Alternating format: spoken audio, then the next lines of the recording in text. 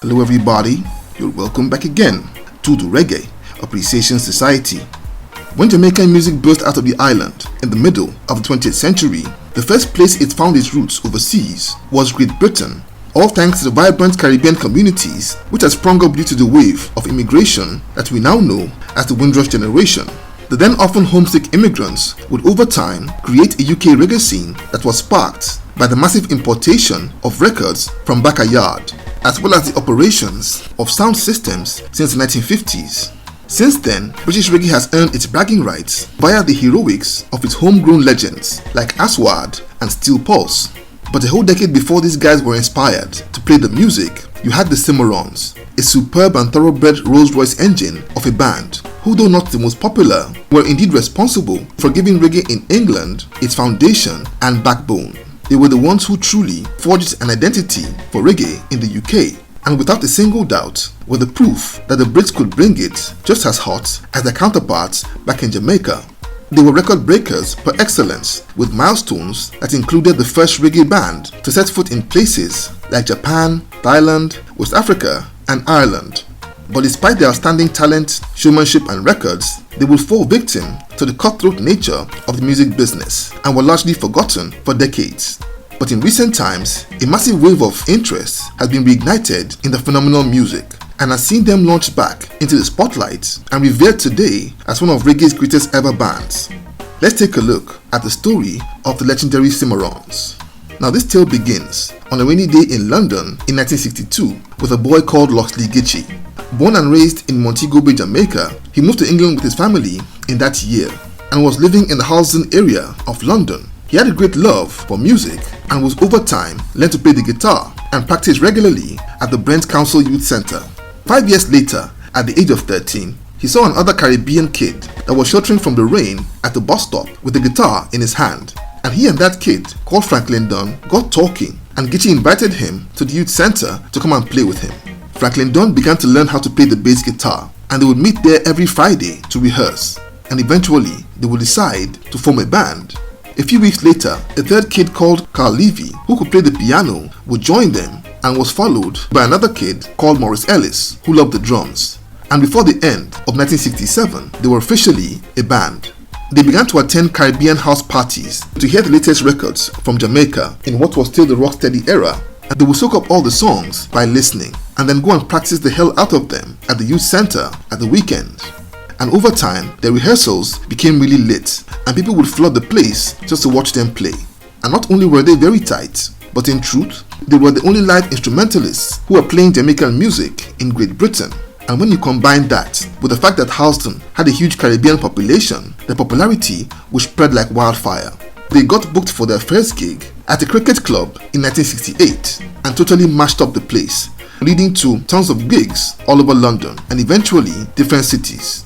They were officially the first reggae band on the British Isles and named themselves after a Western TV show called Cimarons Strip. In 1969, they would set another record when they were booked by a promoter to go on a tour of West Africa and became the first reggae band to play there.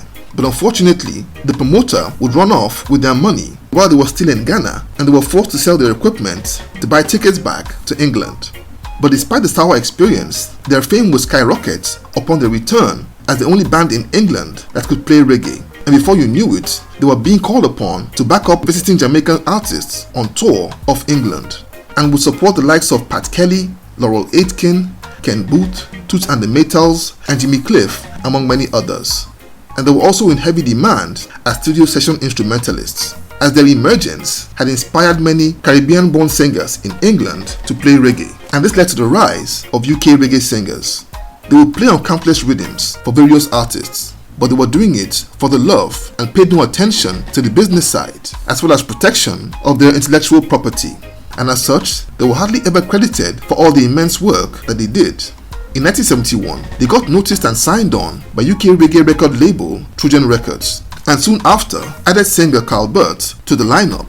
They would become Trojan's in-house session band and would provide the instrumentals for the label's artists over the next 4 years. In 1972, the Wailers were on tour of England with American singer Johnny Nash, and a friend of the Cimarons brought Bob Marley to Trojan's studio to meet them, and Bob was shocked when he found out that they knew him, and was blown away when they played his song Duppy Conqueror, and they would end up backing Bob Marley at 3 legendary shows, especially the one in Bristol. And Loxley Gitchie in particular impressed so much that he was invited to join the Wailers permanently, but he declined. In those days, they were literally on thousands of records, but mostly uncredited, with aliases like Hot Rod All-Stars or Soul Messengers. They eventually got tired of backing other artists and decided to do their own material going forward. Lead singer Carl Burt quit the band in 1973 and was replaced by Winston Reedy, just in time for their debut album, In Time, no pun intended. A tight album by all standards, complete with earthy, raw and tight roots reggae instrumentals, plus powerful messages on songs like Ship Ahoy and Moving On Up, and they passed the ultimate credibility test when their cover of the Wailers' Talking Blues went to #1 on Jamaica's charts and stayed up there for several weeks, becoming the first British reggae acts to achieve that feat. Their record-breaking run continued when they went on a tour of Asia to promote their album and played massive gigs in Thailand and Japan in 1975, the first reggae band to set foot in those places. In fact, their influence in Japan was so powerful that they sowed the seeds for that country's rise as one of the world's capitals of reggae, and they would even play backing instrumentals for Japan's first reggae artist and first reggae record, in Toshikatsu Uchiyumi Meets the Cimarons, Volume 1, also in 1975. The Cimarons were a sensational band to listen to and a phenomenon to watch, putting in creative and fiery performances back to back. For their next album, they went to Jamaica to work with the island's most powerful producers and studios, and recorded music at Lee Scratch Perry's Black Ark Studios and the Hookin Brothers Channel 1, and the results were their classic album, On the Rock. But when they got back to England, Trojan Records had been declared bankrupt and liquidated, along with their royalties for the future. It affected the momentum of that new album, but eventually it was released on Vulcan Records in 1976. In 1978, they would set new records when they went on a lengthy tour of Ireland, the first reggae band to play there. And that same year, they released my favorite Cimarons track in the outstanding Harder Than a Rock. They would end the decade as one of reggae's busiest bands, but by then, the big labels had taken over the market and totally changed the landscape, and it seemed as if there was no place for them, as their raw, fundamental, unpolished sound and message was too risky to invest in by these new corporate labels. But their music was heavily admired by Paul McCartney, who signed them up to record an album of cover songs, and the result was 1982's Reggaeability, a good album by every standard, but by then the music had changed in favor to a more dancehall-oriented sound, and that project would flop. And after a period of financial struggles and money problems, the band would implode. In 1983, drummer Maurice Ellis was the first to quit, and next up, Franklin Dunn left England to go and work on the family farm in Jamaica, and returned a year after to drive minicabs. Lead singer Winston Reedy was the luckiest and would leave for a successful solo career, and keyboardist Carl Levy emigrated to the US. The Cimarons had officially broken up, and all their wonderful achievements were largely forgotten for 2 decades. But at the start of the new millennium, the pull of music was too strong, and they reunited for the 2005 album named Roots of Halston, and they recruited veteran Michael Ark to be the lead singer. Interest in the group began to rise again, and in early 2020, they were booked for a number of reggae festivals in the UK and abroad. But before that could happen, the COVID lockdowns hit the globe and shut all their plans down, and they would be hit by a heavy blow when drummer Maurice Ellis died of lung cancer in 2021. But despite these terrible setbacks, interest in this group became so powerful that they have been in heavy demand for shows and concerts around the globe.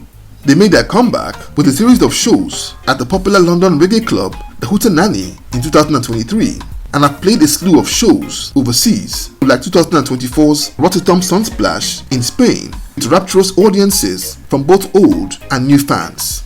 It seems like after a spell of inactivity, the Cimarons are back.